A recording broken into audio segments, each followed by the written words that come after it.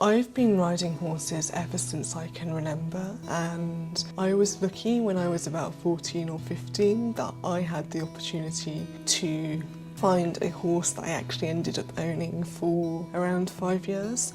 But unfortunately we did have to take the decision to sell him when I moved to university in 2018 because we just couldn't warrant having a horse that we didn't have a job for. But it did mean that sort of post the COVID lockdown in sort of 2020, 2021, that it really did hit me how much I missed riding. Obviously it was quite hard in that period to get riding lessons. So I was kind of talking to my sister about it in the garden one day. She was missing riding a little bit as well because her horse ended up having some chronic conditions, which meant he was only at best going to be a happy hacker for the rest of his life. We came to the conclusion it might actually be a really good time for us to get a joint project, and she could bring him on for the next couple of years while I was still finishing university. And so we ended up finding the lovely Elvis.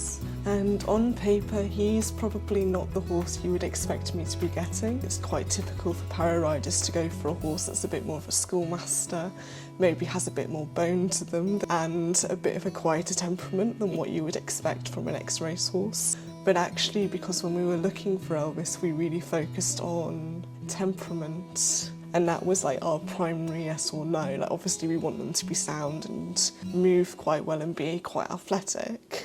But the temperament was really the make or break. So we took a chance on him, and a few months ago I ended up practicing some filming with my sister because I'm actually doing a documentary for my final year at university, so we were just messing on with the camera equipment really. And you'll probably tell that my filming technique here is not quite the desired quality, but I think she did give a really nice introduction to Elvis, and I just thought it'd be really nice to share that. So Elvis is a 4-year-old ex-racer. So he raced 3 times on the flat and once over hurdles. He was basically kind of given up on because he wasn't very quick. But when we saw his jump video, it's just one of those moments where you're just like, wow, that horse can jump. That horse can move. He was very elevated, which I think is probably maybe why he didn't do very well. Just because he was rather up and is going up rather than forward. So we got him August 2020, I think. Yeah, August 2020. And then he had the winter off. I sat on him when we went to view him. I was very ill, and he looked after me perfectly, which is one of the reasons why we sort of were like, yep, this is the right horse. And then he came back, he spent a month in Slights, and then he went to uni with me and Louis. And then I was going to do some work with him, and then just the more I looked at him, the more I thought, do you know what, this horse is just too young. He was just 3 years old, so his birthday's April. I just thought, the more I looked at him, the more I thought, this horse looks like a foal. So many people thought he was so much younger than what he was, and that I just bought an overgrown foal. So I thought, the only sort of best thing to do is just give him the winter off, not working before, like keep up the groundwork, make sure he's got some manners. And that's what he did, so he just had the winter off. And then from about March, I started working him just on the ground. So I've realised when we got him he couldn't lunge very well, but I didn't really want him on circles. So I lunged him like every other week, just walk and trot, getting him used to being out and away from me, because he just likes people a bit too much sometimes.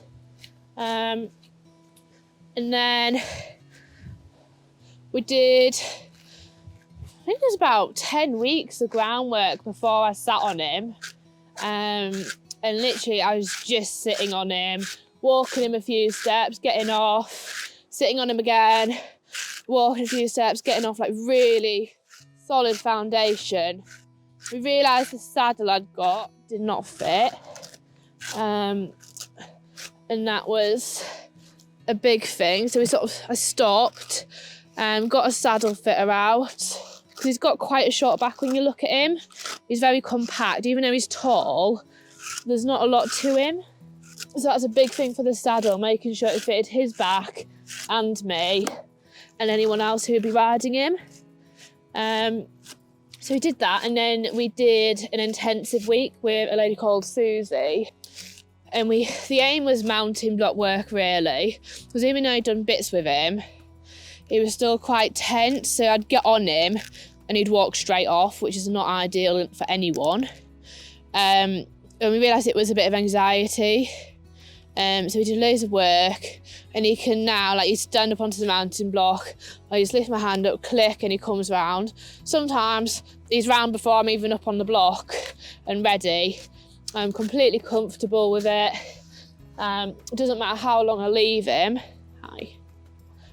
He's still fine. He's quite happy with everything.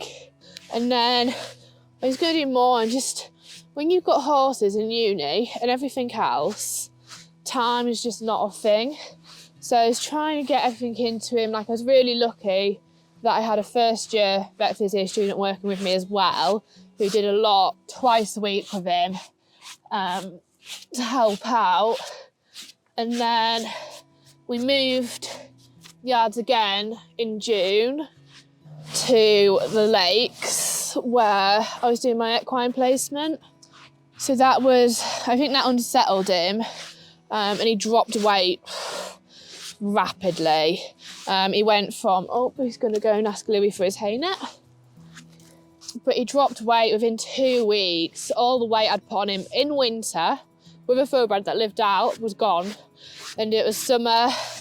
And I put it down to the move, change of diet, going from primarily hay to just grass, because I wasn't allowed to put hay in the field. A typical livery yard, like a horse needs it, you've got to follow the rules of that yard, even when it's just not what your horse needs. And finding that compromise is so difficult. But so I started feeding him. He was on 3 feeds a day. I was on placement, like it was 5 a.m. starts constantly. And he started putting weight on again. So that was really good. So after I'm up doing that, I was like, right, he's good. Let's get him long reining out. So he did loads of long reining. I was lunging him once a week, just walk and trot. Little sort of bits of canter, just half a circle, just to see how he's going with it, really, and his balance. And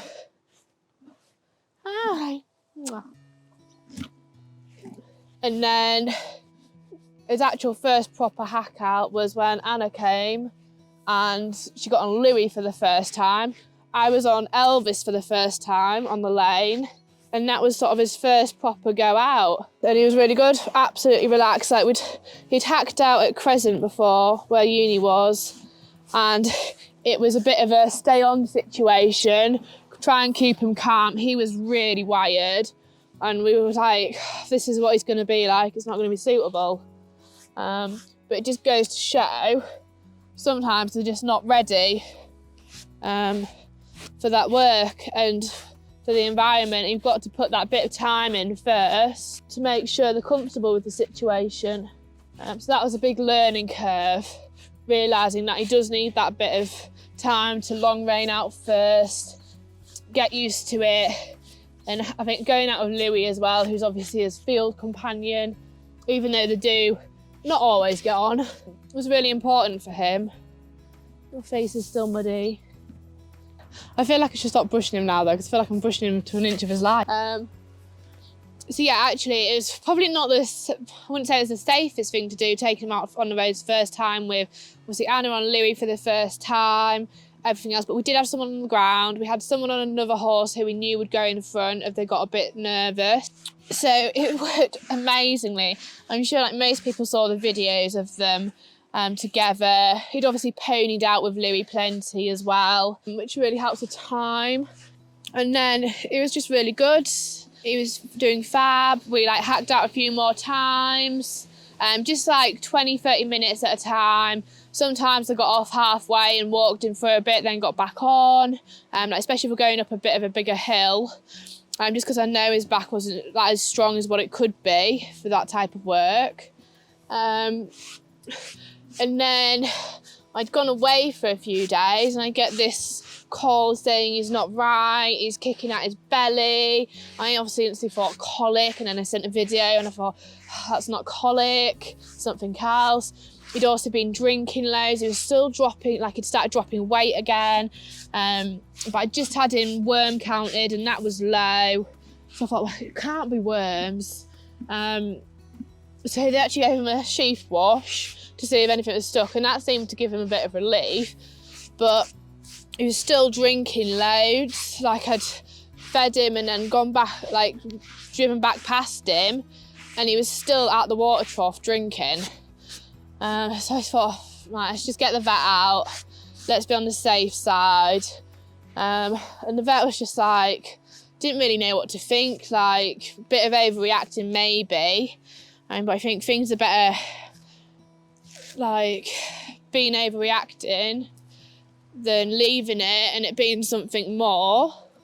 And then it's a bit too late. So yeah, the vet came out. She didn't really want to do bloods, but I was like, look, the only thing that's going to happen is you're not going to do bloods. I'm going to stress for the next day, ring the vets tomorrow and ask you to come back out and take bloods. So I said it might as well just happen now, so we know that it's peace of mind, we know there's nothing more going on. So at the same time as that, I also got the insisted red worm blood test. I think it was like £17. I just thought, well, for £17 we might as well get it just to double check, because he had this like pot belly going on as well. He just looked wormy almost. Which is why I got him worm counted to start with as a rule out for losing weight. So we did that, and then they came back relatively normal. So his actual bloods, I think one of his white blood cell counts was slightly high, but not really out the normal range, so it didn't really answer much questions, but his insisted red worm was high. So that was, can't remember how high it was, but she was like, he does need worming. And Louis needed worming from his worm count, so I just wormed them both. And he seems to be doing better, but I don't think the worms was his problem. I think there was something irritating him, whether he stood on a stone and it was just so painful, like he couldn't get rid of it. Don't know. It's really hard when I wasn't actually there when he was at his worst. So it's just one of those life mysteries. Like I said, we kept a close eye on him, but that stopped us. He then had 3 weeks off. We then started getting bad weather, and I was just like, do you know what? He's done so well this summer. Like, yes, I've probably ridden him 5 times properly this summer. And I just thought, no, we've got so much on at the minute. He can just start his little winter break early. So I think from last week of September, he's been off. And that's been it for him now. But he's doing well. He's obviously muddy. But one of my big things is now they've both got hay and they can eat ad lib hay all around the field and loads of grass. It's just one of those things where I think he's better off without a rug. And I know a lot of people would not agree, and I'm quite scared someone's going to drive up the road there, see a thoroughbred with no rug on and report me to the RSPCA. But actually, like underneath, like even when it's wet weather, he's got such a nice thick coat now. He's warm and he's dry underneath, whereas when he had his rug on, like yes, my lightweight, I found out was not waterproof. He was colder. I think with our weather as well, it can get so wet. For now, he's better off without it, especially while it's warm. I've just made the decision to make him grow his coat so I don't have to put too many rugs on him over the winter and have the weight of wet rugs on his back, when actually I want him to lift through his back as much as possible. Like they've got loads of natural shelter in this field. They've got a stone wall all along behind him there. They've obviously got trees. They've got a nice dip down the field so they can shelter at the bottom of the field. It is an ideal field without being too steep for poor Louis. So yeah, that's why I've not put a rug on him. I've just brushed that the wrong side this whole time. That's nice. Go that way, go that way. Sorry. Yeah, so that's the plan. So he's got the winter off. He's got the osteopath in February, just to give him a good check over. And I think it'll be really interesting for Louis to have the osteopath again, because she came out to him when I first got him. The first time she came out, we couldn't even get anywhere near Louis. Like I couldn't actually get him from the field without him charging us out the field. So I kind of just was like, can't quite get him. Let's just do another one. So I think it was my sister's pony maybe got a treatment instead of Louis. Then the second time out, she could treat Louis. And obviously didn't know anything too significant other than his wonky tail carriage for Louis. So it'll be interesting to watch she thinks of Louis, but it's really good for Elvis because obviously he is ex-racer. He was very young when he was raced, and being an April baby as well.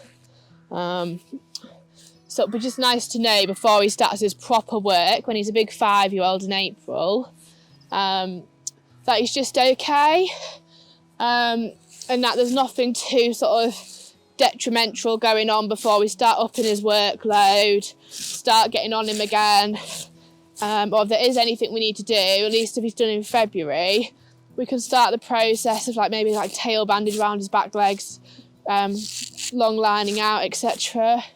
So it'll be just good to have that check up and make sure everything's okay with him. And then from there, hopefully we'll get to some shows, do some ROR classes, do a bit of dressage, and then probably towards the end of the summer, hopefully just do a few clear rounds with him, and see how he goes. But I think the best thing to do, like rather than planning too far ahead, is just go day by day with them. Like we're in no rush with him. We just need to do things right. And if it takes that bit longer, it takes that bit longer and it's fine.